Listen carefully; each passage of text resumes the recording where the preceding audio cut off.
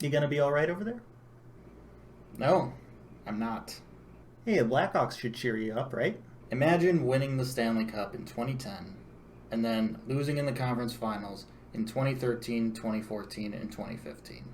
I absolutely cannot imagine that. Oh, go eat it. Now, I don't want to alarm anyone.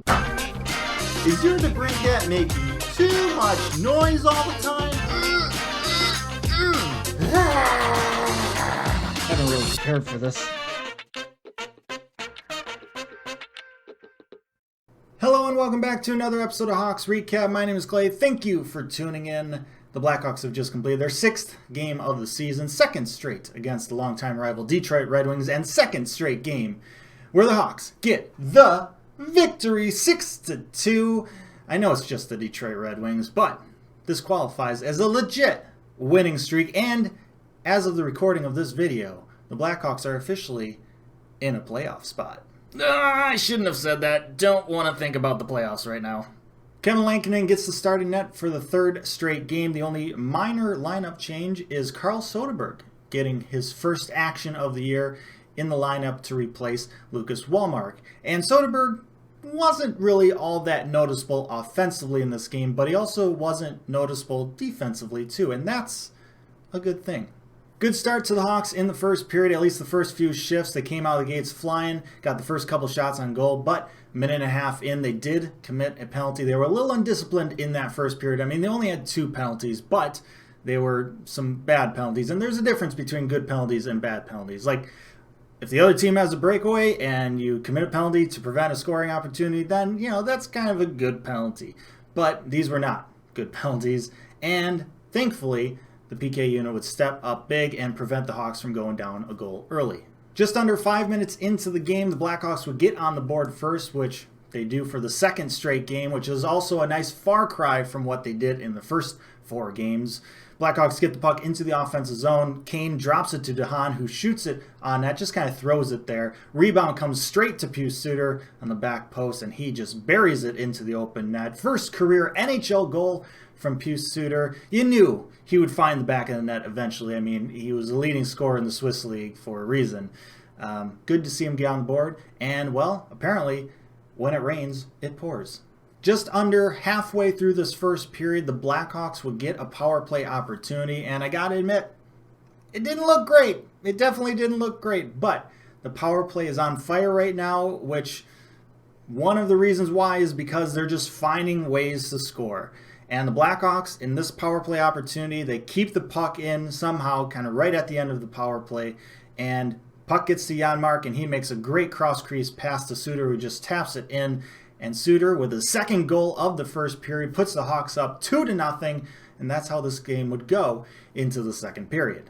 Now, the Blackhawks took one of their first period penalties right at the end of the first period, so that carried over into the second period, and then early on in the second period, they would take another penalty, which led to a 5-on-3 opportunity for the Red Wings, and they would take advantage of it. Nice little pass and tip right in front from Tyler Bertuzzi, and this is a 2-1 game early in the second period. I would say the Red Wings were probably the better of the two teams in that second period, but the Blackhawks did have their opportunities to get that 2-goal lead back. One of those opportunities being a 2-on-1. Carpenter gets it to Janmark, who puts it right back onto Carpenter's stick. Unfortunately, the puck is rolling, and he just couldn't handle it, and he misses the wide open net. And then shortly after that, Janmark has a breakaway, which tries to make a move but gets stuffed. It was looking like one of those games where we might be looking back regretfully at opportunities lost. Thankfully, it wasn't, and certainly helped that they regained that 2-goal lead late in the second period, just under 3 minutes left to go. Puck in the offensive zone. Strome kind of loses it. Red Wings kind of try to clear it, but goes right to Connor Murphy's stick, who's slowly coming into the zone, and he just rips a wrister right by Bernier, short side, and is now 3-1 Hawks going into the third period. That goal at the end of the second kind of seemed to turn things around for the Hawks. They would play the third period much like they did in the first, and you got to give a shout out to that fourth line. They were absolutely fantastic in this game. They were buzzing around on that forecheck, really made it tough for the Red Wings to get clean breakouts out of their own zones or through the neutral zone, or really any sort of up ice momentum, and they were creating some opportunities for themselves as well.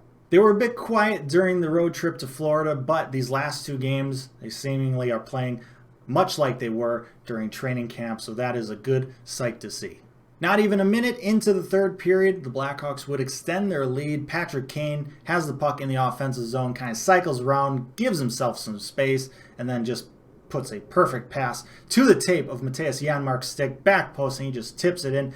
Janmark's first goal as a Blackhawk, much deserved in this game. He did a lot of good work out there. Good to see him put the puck in the back of the net as well. And the Blackhawks have a 4-1 lead. With just about 8.5 minutes left to go in the game, the Blackhawks would find themselves on the penalty kill once again. And unfortunately, the Red Wings would capitalize on the power play once again. Tyler Bertuzzi, once again, puts home the rebound, makes it a 4-2 game. And although this game still seems pretty much in control, it kind of made it a little bit questionable.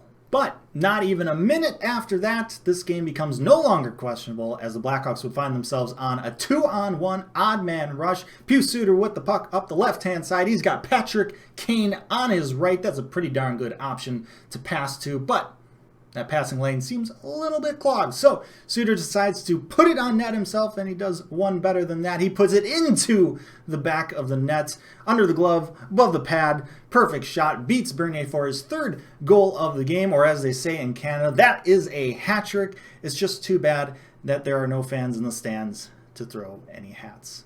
So not only does he get his first career NHL goal in this game, he gets his first career NHL hat trick too. No big deal.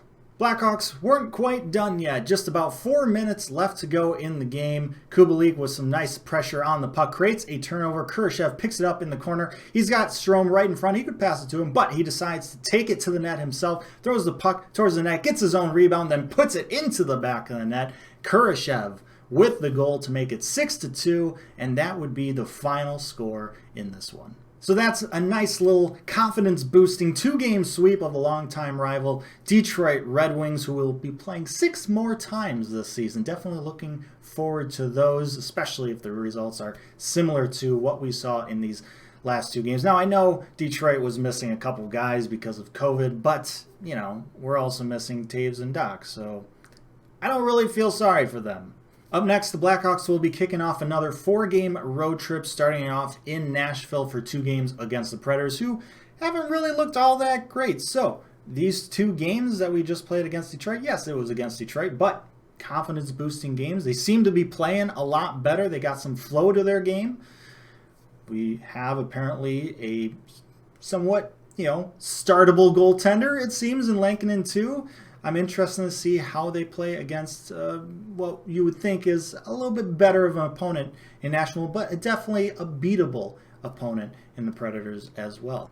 And with that, I'm going to go cry myself to sleep. Thank you so much for watching this episode of Hawks Recap. Let me know your thoughts down in the comment section below. Like, share, and subscribe. Appreciate that as always. But most importantly, stay safe, make good decisions, and I'll see you next time. It's okay. I never really liked football anyway.